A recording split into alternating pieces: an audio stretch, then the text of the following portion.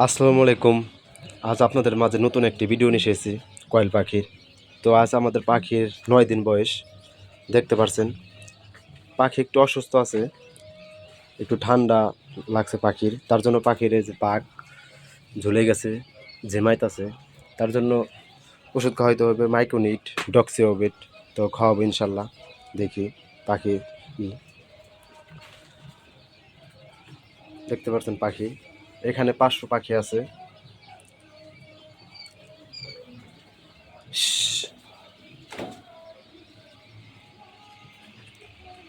ঠান্ডা লাগলে একটু লাগে পাখি, এই পাখির একটাই সমস্যা, শুধু জ্বরও হয়।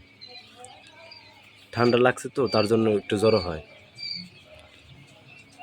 আর আজ 9 দিন বয়স দেখে আজকে বাতি লাগাইছে 2টা সাদা বাল্ব, হিট লাইট লাগাই না আজ।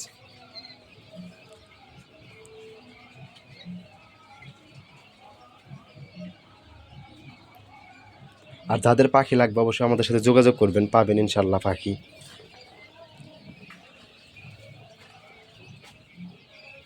দেখছেন পাখি,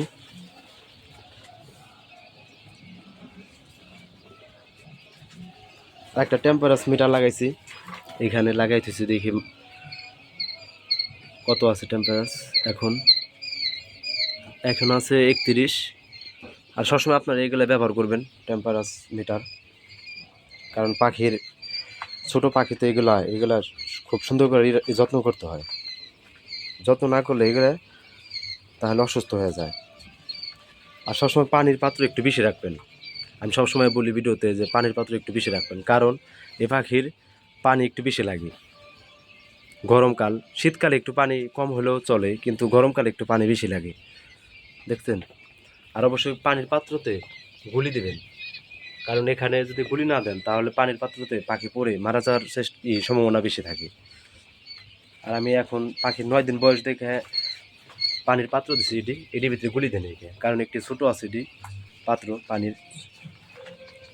আর অবশ্যই পাখির যখন বয়স হয়ে যাবে 5-7 দিন, তখন আপনারা টে ব্যবহার করবেন, যাতে পাখি খাদ্য নষ্ট না করে। দেখছেন আমি ব্যবহার করছি 3টা।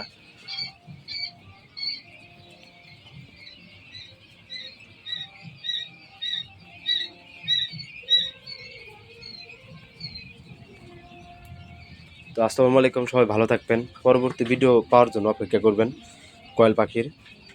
তো আর যদি ভালো লাগে ভিডিওটি, অবশ্যই চ্যানেলটি সাবস্ক্রাইব করবেন, আর পাশে থাকা বেল আইকনটা বাজিয়ে দিবেন। আর যদি কেউ ফেসবুক পেজ থেকে দেখে থাকেন তো অবশ্যই ফেসবুক পেজটা ফলো করবেন। আসসালামু আলাইকুম।